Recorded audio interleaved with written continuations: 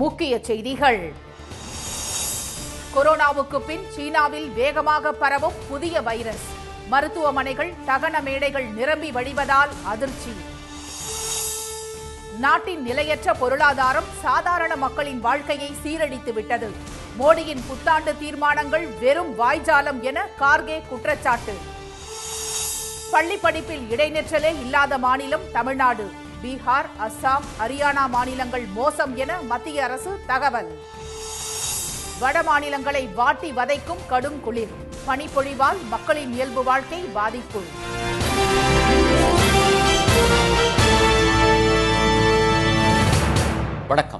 வணக்கம். பாஜக தலைமையிலான மத்திய அரசின் நிலையற்ற பொருளாதாரம் சாதாரண மக்களின் வாழ்க்கையை சீரழித்து விட்டதாக காங்கிரஸ் தலைவர் திரு மல்லிகார்ஜுன கார்கே குற்றம் சாட்டியுள்ளார். இது தொடர்பாக தமது எக்ஸ் வலைதள பக்கத்தில் பதிவிட்டுள்ள திரு கார்கே, நிச்சயமற்ற பொருளாதாரத்தை மேம்படுத்துவதற்கான தீர்வு மோடி அரசிடம் இல்லை என்று தெரிவித்துள்ளார். சாதாரண மக்களை பாதிக்கும் 7 வகையான அளவீடுகளை பட்டியலிட்டுள்ள அவர், இவைகள்தான் பொருளாதார சீரழிவின் அறிகுறிகள் என்று சாடியுள்ளார். அந்த பட்டியலின்படி மக்களிடம் தங்க நகை கடன் வாங்குவது 50% அதிகரித்துள்ளதாகவும், அதே சமயம் தங்க நகை வாராக்கடன் 30% அதிகரித்துள்ளதாகவும் தெரிவித்துள்ளார். கடந்த 8 காலாண்டுகளில் தனிமனிதன் வாங்கும் பொருட்கள் மற்றும் சேவைகளின் மொத்த மதிப்பு குறைந்துள்ளதாகவும், கொரோனா பெருந்தொற்றுக்கு முன்பு இருந்த நிலையை இன்னும் இது எட்டவில்லை என்றும் தெரிவித்துள்ளார். கடந்த 4 ஆண்டுகளில் இல்லாத அளவுக்கு கார்களின் விற்பனை குறைந்துள்ளதாகவும், முக்கியமான துறைகளில் ஊழியர்களுக்கான சம்பளம் அதிகரிக்கவில்லை என்றும், தொழில்நுட்பம், உற்பத்தி, உள்கட்டமைப்பு உள்ளிட்ட முக்கிய துறைகளில் கடந்த 5 ஆண்டுகளில் ஊதிய வளர்ச்சி விகிதம் ஆண்டுக்கு 0.8% என்ற அளவிலேயே இருந்து வருவதாகவும் அவர் குறிப்பிட்டுள்ளார். உணவுப் பொருட்களின் விலையேற்றம் அதிகமாக உள்ளதாகவும், கடந்த 8 காலாண்டுகளில் சராசரியாக 7.1% இருப்பதாகவும் திரு கார்கே தெரிவித்துள்ளார். அத்தியாவசிய பொருட்களுக்கு ஜிஎஸ்டி மூலம் மறைமுக வரி விதிப்பதால் தனிமனித சேமிப்பு 50 ஆண்டுகளில் இல்லாத அளவுக்கு குறைந்து விட்டதாகவும் திரு கார்கே மத்திய அரசை விமர்சித்துள்ளார். சாதாரண மக்களின் கடன் வாங்கும் போக்கு அதிகரித்து அது நாட்டின் உள்நாட்டு உற்பத்தியில் 6.4% உயர்ந்துள்ளதாகவும், இது கடந்த 10 ஆண்டுகளில் இல்லாத அளவு என்றும் அவர் தெரிவித்துள்ளார்.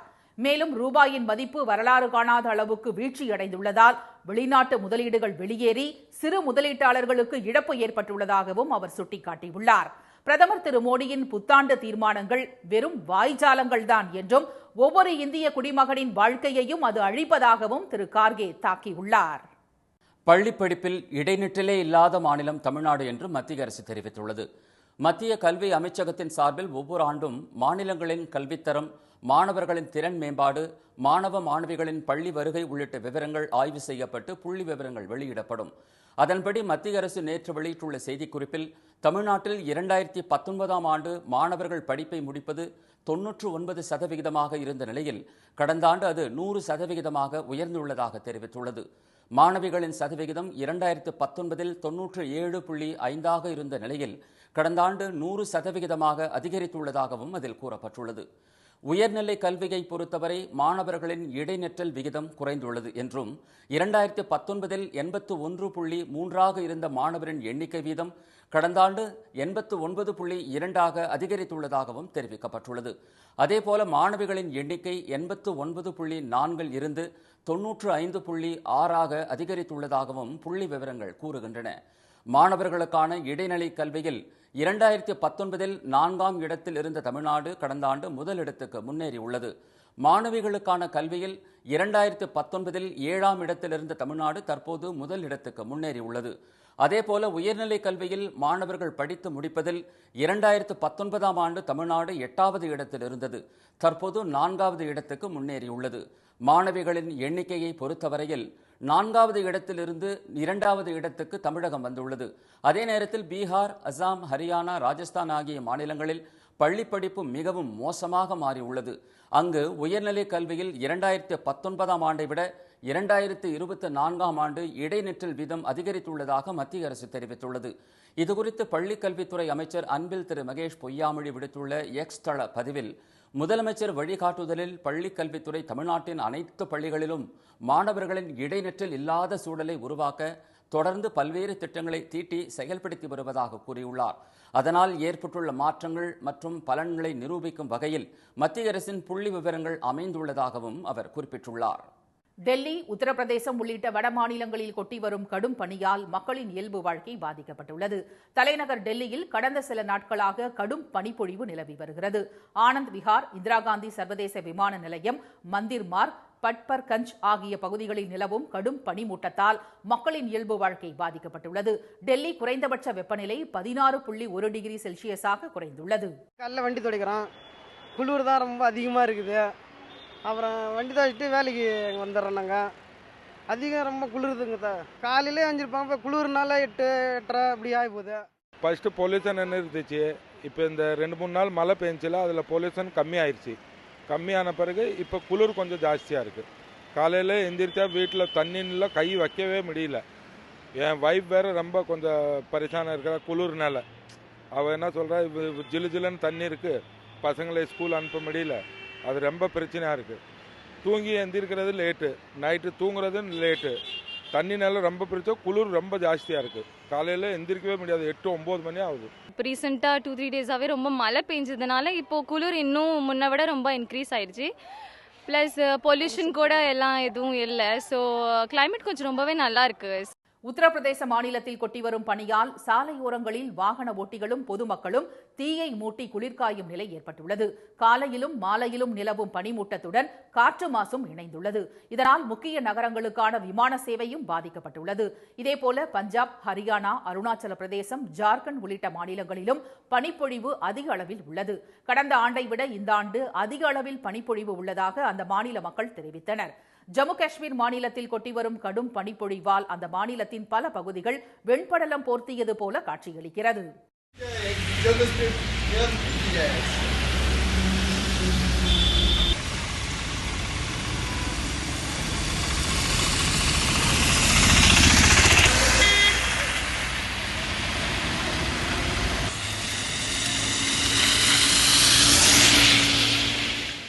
வீடுகள், மரம், செடி கொடிகள் என திரும்பும் திசையெல்லாம் பனிக்குவியல்களாக மாறியுள்ளன. முக்கிய சாலைகளில் படர்ந்து கிடக்கும் பனிக்கட்டிகளால் போக்குவரத்து முடங்கியுள்ளது. பூஞ்ச், லடாக் ஆகிய பகுதிகளில் கொட்டி கிடக்கும் பனிக்கட்டிகளை அகற்றும் பணி நடந்து வருகிறது. ஒன்றிய அரசு விருது பெறும் தமிழ்நாட்டைச் சேர்ந்த குகேஷ், துளசிமதி முருகேசன் உள்ளிட்டோருக்கு முதலமைச்சர் திரு மு.க. ஸ்டாலின் வாழ்த்து தெரிவித்துள்ளார். எக்ஸ் தளத்தில் அவர் வெளியிட்டுள்ள வாழ்த்துச் செய்தியில், தமிழ்நாட்டு விளையாட்டுத் துறையின் வளர்ச்சியை உலக அரங்கில் உயர்த்தி பிடித்த சாதனை வீரர்களுக்கு ஒன்றிய அரசின் விருதுகள் வழங்கப்படுவது மகிழ்ச்சி அளிப்பதாக குறிப்பிட்டுள்ளார். கேல் ரத்னா விருது பெறும் செஸ் சாம்பியன் குகேஷ், அர்ஜுனா விருது பெறும் பாரா பேட்மிண்டன் வீராங்கனை துளசிமதி முருகேசன், நித்யஸ்ரீ சிவன், மனிஷா ராமதாஸ் மற்றும் அபய் சிங் ஆகியோரின் வெற்றிகள் தொடரட்டும் என்று திரு ஸ்டாலின் வாழ்த்து தெரிவித்துள்ளார். தமிழ்நாட்டிலிருந்து சாதனை படைப்போரின் எண்ணிக்கை வருங்காலங்களில் உயர்ந்து கொண்டே இருக்க வேண்டும் என்றும் அவர் விருப்பம் தெரிவித்துள்ளார். இதேபோல் துணை முதலமைச்சர் திரு உதயநிதி ஸ்டாலின் வெளியிட்டுள்ள வாழ்த்துச் செய்தியில், நமது அனைத்து விளையாட்டு வீரர்களும் தொடர்ந்து வெற்றி பெற வாழ்த்துவோம் என்றும் தங்கள் வாழ்க்கையில் அவர்கள் இன்னும் பெரிய உயரங்களை அடைய வேண்டும் என்றும் குறிப்பிட்டுள்ளார். ஈரோடு மாவட்ட பாஜக நிர்வாகிகளை பணத்தை வாங்கிக் கொண்டு நியமிப்பதாக பாஜக மாவட்ட தலைவரை முற்றுகையிட்டு அக்கட்சியினர் கடும் வாக்குவாதத்தில் ஈடுபட்டதால் பரபரப்பு ஏற்பட்டது. அந்தியூர் அருகே உள்ள சின்னத்தம்பிபாளையத்தில் அந்தியூர் தெற்கு ஒன்றிய தலைவரை அறிவிக்கும் கூட்டம் ஈரோடு வடக்கு மாவட்ட தலைவர் திருமதி கலைவாணி தலைமையில் நடைபெற்றது. அப்போது கூட்டத்திற்கு வந்த அந்தியூர் முன்னாள் ஒன்றிய தலைவர் திரு சின்னசாமி, பணம் வாங்கிக் கொண்டு ஒன்றிய தலைவர் பதவி வழங்கப்படுவதாகவும் உழைத்தவர்களுக்கு பதவிகள் வழங்கப்படவில்லை என்றும் கடும் வாக்குவாதம் செய்தார்.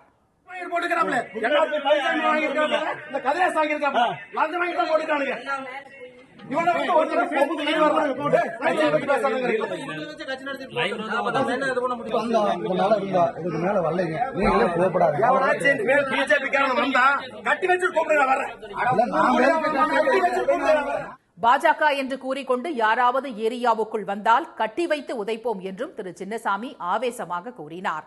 மேலும் பாஜக அராஜக கட்சி என ஊர் முழுவதும் போஸ்டர் அடித்து ஒட்ட உள்ளதாகவும் அவர் தெரிவித்தார்.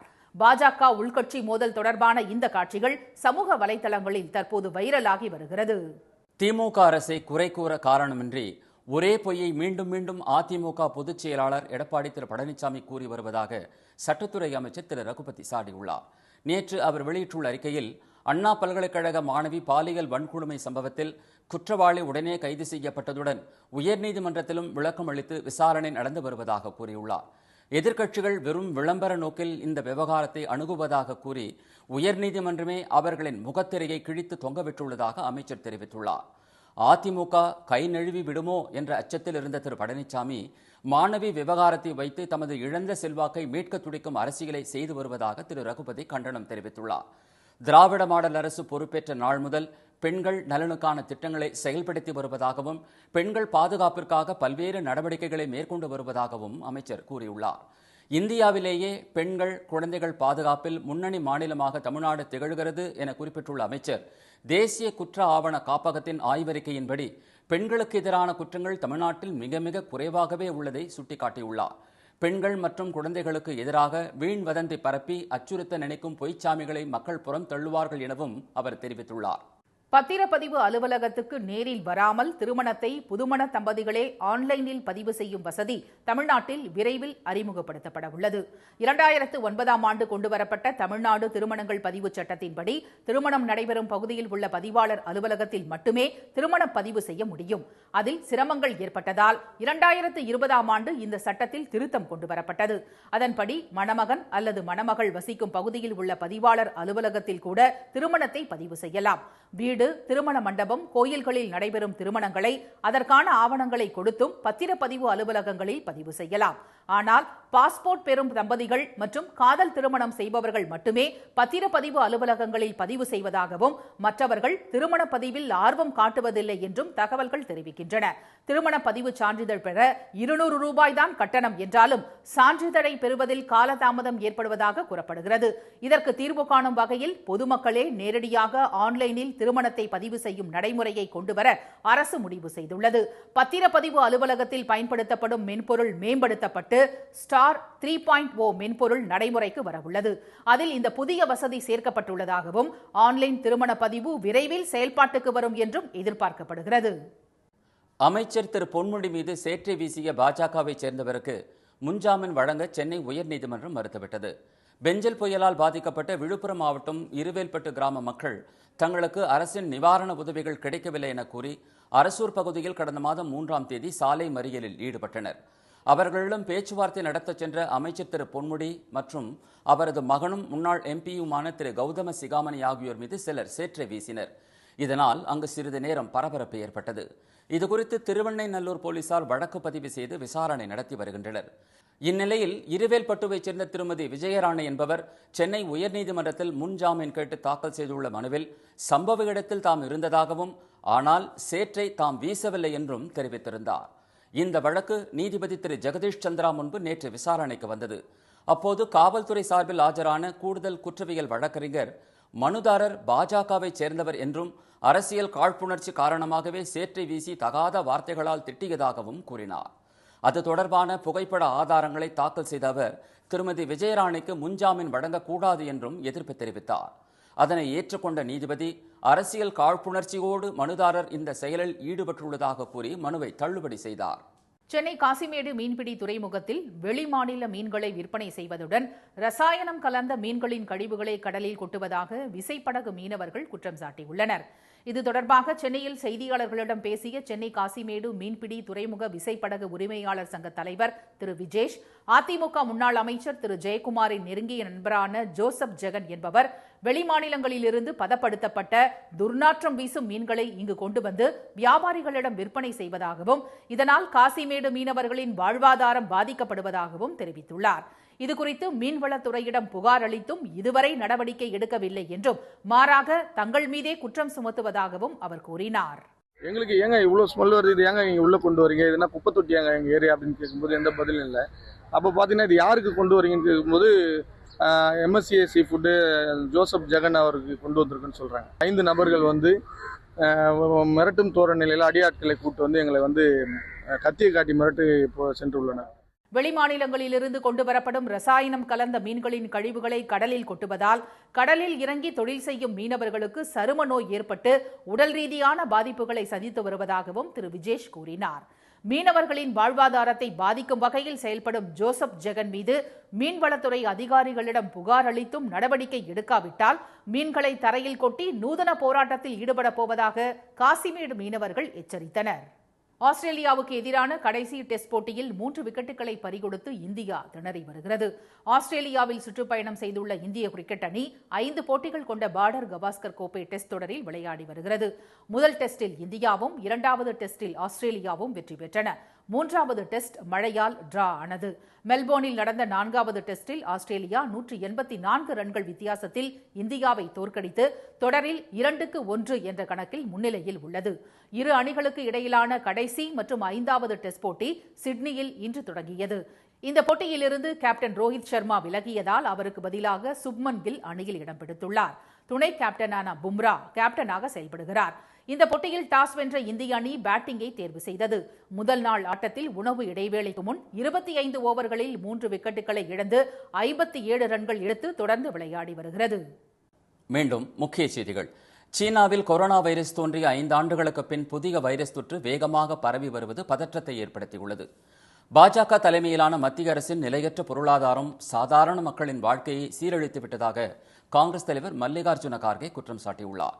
பள்ளிப்படிப்பில் இடைநிற்றலே இல்லாத மாநிலம் தமிழ்நாடு என்று மத்திய அரசு தெரிவித்துள்ளது. இத்துடன் இந்த செய்திகள் நிறைவடைந்தன. மீண்டும் சன் டிவியில் செய்திகள் மாலை 6 மணிக்கு.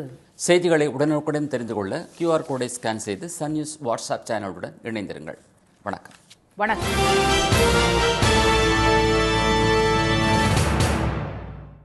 உடனுக்குடன் செய்திகளை தெரிந்து கொள்ள சன் நியூஸ் பெல் ஐகானை கிளிக் பண்ணுங்க.